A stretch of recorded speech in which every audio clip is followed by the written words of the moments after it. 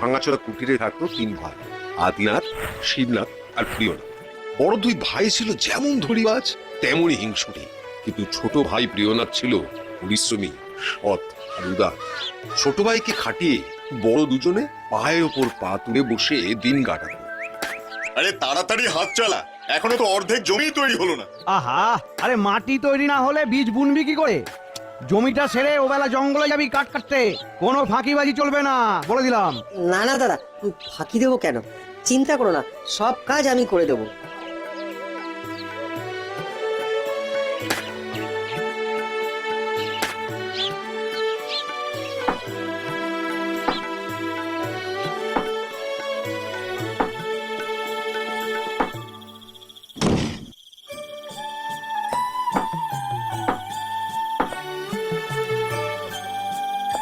সকালে মাঠে হাড় ভাঙা খাটুনির পর এখন আমার জঙ্গলে কাঠ কাটা, না শরীর যেন আর চলছে না।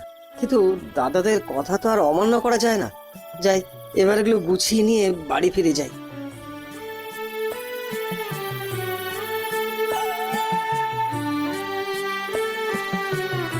ও ভগবান, কি হয়েছে সাধু বাবা, তোমার কি শরীর খারাপ? খুব জ্বর বাবা, বড় ঠান্ডা লাগছে। যদি একটু কাঠ জ্বালিয়ে আগুনে সেঁক নিতে পারতাম। তুমি কিচ্ছু দেবো না, আমি এক্ষুনি তোমার আগুনের ব্যবস্থা করে দিচ্ছি।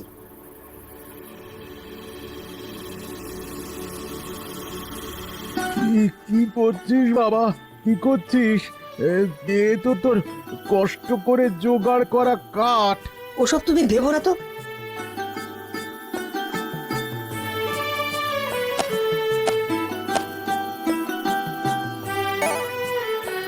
তবে শুধু আগুন জ্বেলে তো তোমার রোগ সারবে না বাবা, কিছু ওষুধপত্রও তো লাগবে। কিন্তু এই জঙ্গলের মধ্যে। এই জঙ্গল জাদুর জঙ্গল রে বেটা, এখানে সব রকম রোগের ওষুধ পাওয়া যায়। তাহলে বলো না বাবা, কি করে তোমার অসুখ সারবে? না, তুই আমায় সারিয়েই ছাড়বি দেখছি। শোন শোন, ওই নদীর ওপারে একটা লাল ফলের গাছ আছে। যদি ওই ফল আনতে পারিস তবে আমি এক্ষুনি সুস্থ হয়ে যাব। আমি এক্ষুনি যাচ্ছি। কিন্তু এই ঠান্ডায় তুই নদী পেরোবি কি করে রে? নদীর জলও যে খুব ঠান্ডা। ও তুমি চিন্তা করো না বাবা, আমি যাবো আর আসবো।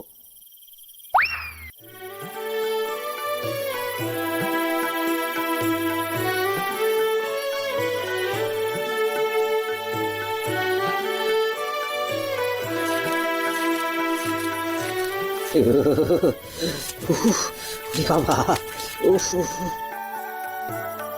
সাধু বাবা যেমন বলেছিল, নিশ্চয়ই এটাই সেই গাছ।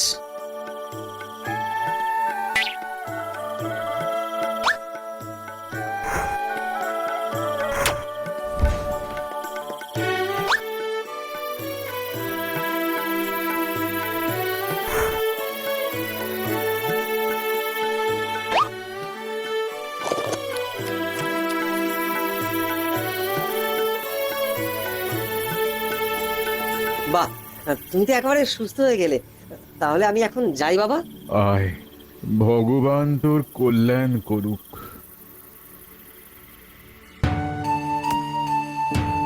হতভাগা, সেই দুপুর থেকে এখনো অবধি তাহলে কি করলি? কি করলে তুই?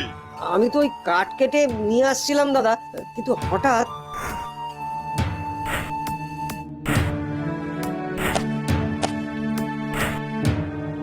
আরে, একটা কাঠও তো আনিসনি, তাহলে এখন রান্না করবিটা কি করে? কিচ্ছু চিন্তা করো না দাদা, সে একটা ব্যবস্থা আমি ঠিক করে নেব।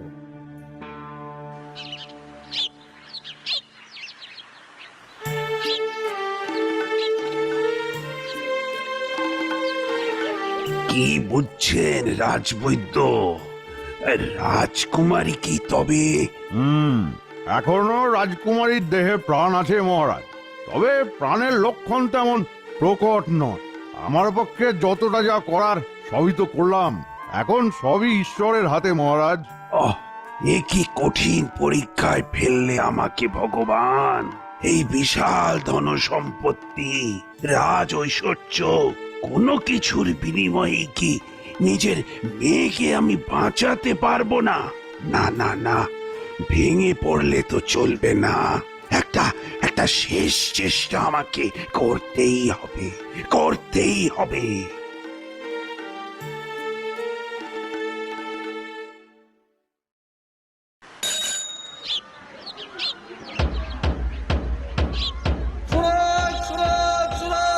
মহারাজ এক বিশেষ ঘোষণা করেছেন। আমাদের রাজকন্যা চন্দ্রমুখী এক ভীষণ রোগে শয্যাশায়ী। কোনো হাকিম পর্যন্তই তাকে সারিয়ে তুলতে পারেনি। এখন কেউ যদি তাকে সুস্থ করে তুলতে পারে তবে মহারাজ তাকে অর্ধেক রাজত্ব আর রাজকন্যা দুই দেন। শুনুন শুনুন শুনুন। আমি যা শুনলাম তুইও কি তাই শুনলি? শুনলাম আর বুঝলামও। কি বুঝলি? যত তাড়াতাড়ি সম্ভব জঙ্গলে ওই সাধু বাবার কাছে পৌঁছাতে হবে, তাহলেই কেল্লা ফতে।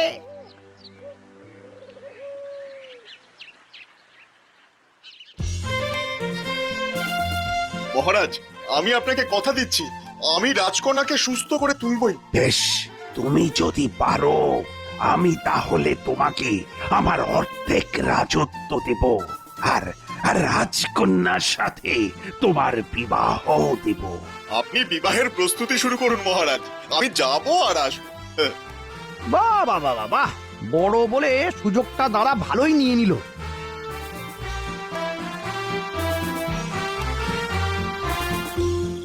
ওই তো, ওই যে সাধু বাবা ধ্যানে বসে আছেন, যাই একেবারে ঝাঁপিয়ে পড়ি ওনার পায়ে।